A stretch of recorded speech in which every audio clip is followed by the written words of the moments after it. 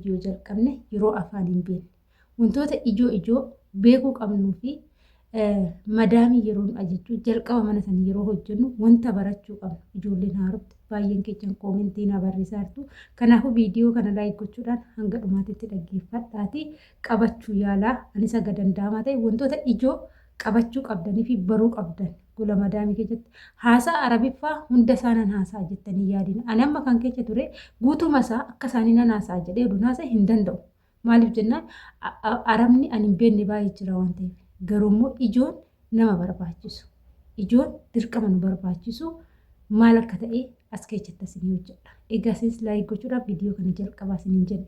Nagaallee hin daganne ashama harka fuunee kabajamtootaa fi daawwattoota hordoftoota keenya nageenyi koo kan jaalalaa fi kabajaa bakkaa fi lafa jirtan isiniif haa baay'atu. Anis obboleettiin keessan bakkaa fi lafa jirutti waaqayyoof galannaa ga'u nagaa fayyaa gooti. Egaa asumarraanan isinii jalqabaa isinis immoo qabadhaa ijoo jechuudha. Jalqaba irratti obboleettiin keenya takka maal jette hojii maal hojjedhu yoo hin jedhe akkamittan gaafadhaa jette. Mee isarraa isinii jalqaba hojii maalan hojjedhaa maal hojjechuun qaba yoo hin jedhe afaan arabaatiin akkaman jedhaani. Madaam ana liyoom wush sawii shoqol liyoom wush sawii ha shoqol hadak yoom hadak shoqol kallaste alee wush sawii shoqol wush amal يعني لقوني غرغر أما فكينياب بيروتيتي ما جدو وش عمل أنا يعمل جتو ننجد أكا سعودي دبي خنيتم هو وش يسوي الحين جتو وش يسوي جتو ما لا نجد إني إجوني مو جيبي يوسنجرا فيدي روحي يوسنجرا ديمي تعالي يوسنجرا كوتو كولي يوسنجرا نيادو شربي دوكي مويا بشان إجود أكنين روحي هادي شي ودي هناك ميشا كان فودي جيتش هادي قرات شيلي ودي هناك فنجال شيني بنا كاسا برتقو شاي كوب برتقو بشاني كنا sirriitti sin barbaachisa. Jibiini mooyaa bishaan naafiti yoo isin jettu madaam jibiini mooyaa kana sirriitti qabaachuu qabu. Asumarraan illee ijoollee keenya haarawaa dhuftan keessattuu madaamin teechan akkasin jaalattu yoo gochuu barbaaddan jalqaba kana harakaatis sin gochuu qabdanis sinitti hima. Madaamin yoo waasin ajajji fakkeenyaaf bishaan naafiti yoo isin jette bishaan kanaa akkanatti birciqqoo kana rarraastanii madaamidhaa geechuu qabdan. Dirqama maal gootu sahanii wayii fiddanii birciqqoo san sahaniirra gootanii akkanatti geechuu qabdu jechuudha. Isiniif galee yoommoo iyyuu birciqqoo bishaan geechitan birciqqoo akkanatti afaanirra qabdanii madaamii teechanii geechuu qabdan. Birciqqoon kan qabamu jalaan biyya arabaatitti haala kanaanii malee bishaanitti qiccee gubbaa kanarratti akkanatti qabdee yoo geechite madaamin tamiyyuu sin jaalattu. Isiniif galee yaadni hoo birciqqoo gara luka jalaa gara jalaatiin qabaa yookaan immoo sahaanirra gootanii kabajaadhaan geechituuf jechuudha. Kana jechuun madaamin teechan sin jaalachaa deemti tokko jedha. Inni lammaffaan immoo maal gootu ijoolleen haaraa dhuftanii gadama dursitanii madaamin odoo isin hin kaasin ishiin odoo akka isiniin hin jedhin dursitanii sin ka'uu qabdu. Mana san keessatti hojjedheen milkaa'aa hojjedheen nama ta'a bakka gadadoon keechaa ba'a isanitti hin deebi'u jettee yoo milkaa'u barbaadde waan hadhani kaleecha hoggodhee milkaa'in sinitti maara. Ganama madaamin teechan odoon ka'in dursitanii irribaa ka'uudha.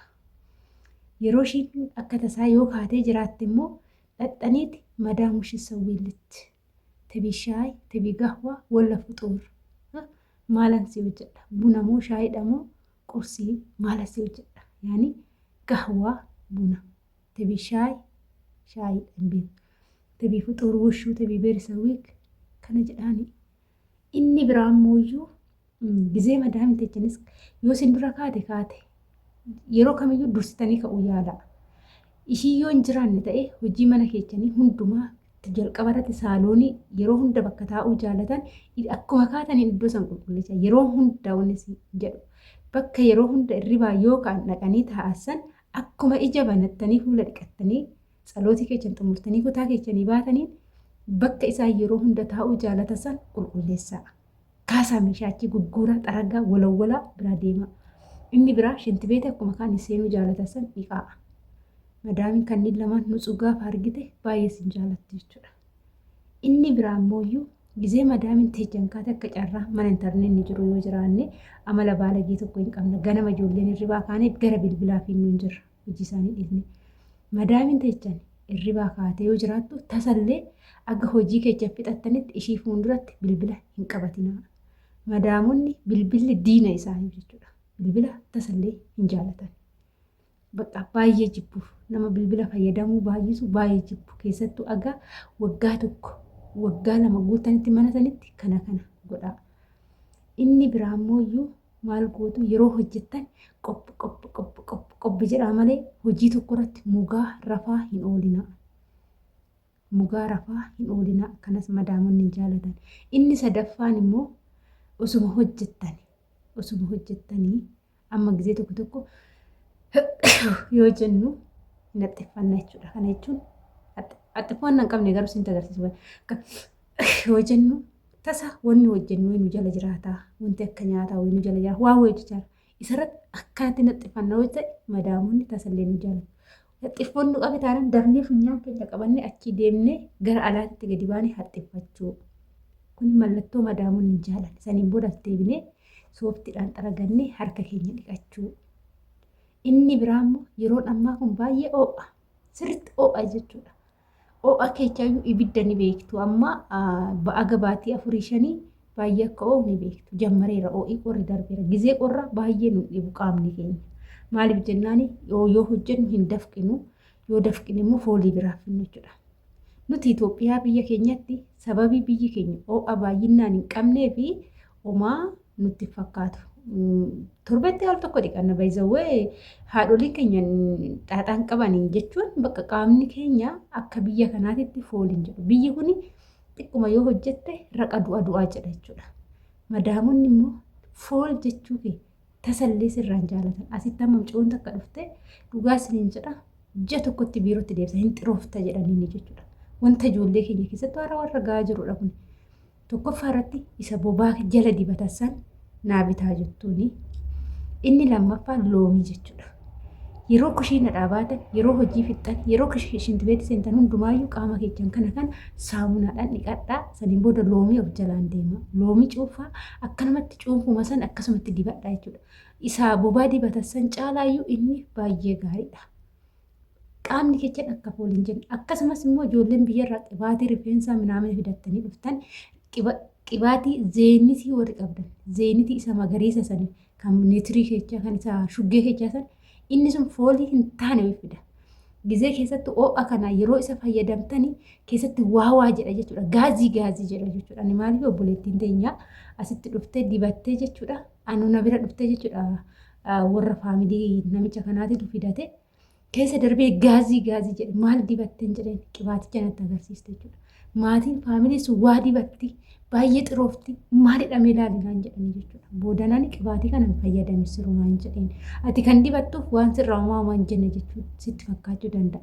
Garuu namoota si cinaa darbu saniif foolii sun gaariin ta'a. Arabdoonni immoo foolii tasallee hin jaalatan. Tasallee foolii hin jaalatan. Inni biraa ganama yeroo hirribaa kaatan kutaa hirriba keechanii iddoo bultii keechanii tokkoffaa algaa keecha sirreechaa lammaffaa kutaa hirriba keechanii koseechitanii qoshaashechitanii hin ba'inaa. Arabdoonni nu duuba biliqanii kutaa keenya laalu akkami kutaan isaanii qulqullina qaba. Yoo kutaan kee qulqullina qabaate ati qulqullina qabdadhaan si fudhatu. Yoo kutaan kee garuu qoshaashaa ta'e baay'ee si jibbu. Kutaa keecha raftuun qulqulleechinee keenya nu qulqulleechiti siin jedhu jechuudha. Kanaafuu hojii isaanii dursa immoo qulqullina mataa keechanii sirriitti eeggadhaa. Akkana yoo isiniin jedhani waan biraa isiniin jechuu osoo hin taane mallattoolee arabdoonni qabanidha kun. Kanaafuu sirriitti of eeggannoo godhadhaa isiniin jedha. Egaa viidiyoon irraaf qabadee dhufee kana fakkaata. Isin immoo saanduqa koomentii keessatti gaafii yoo qabaattan wanti isin dhibee yoo jiraate afaan arabaatiin wanti isin dhibee yoo jiraate saanduqa koomentii jalatti barreessaa. Asumarraan immoo arabdoonni wanti ijoon akkuma dura isinii kaase jibii, waddii, shiilii, qassilii, kuulii, shurubii kanneen qabattan taanaan qixxee arabiif fixxaniitti ilaalama.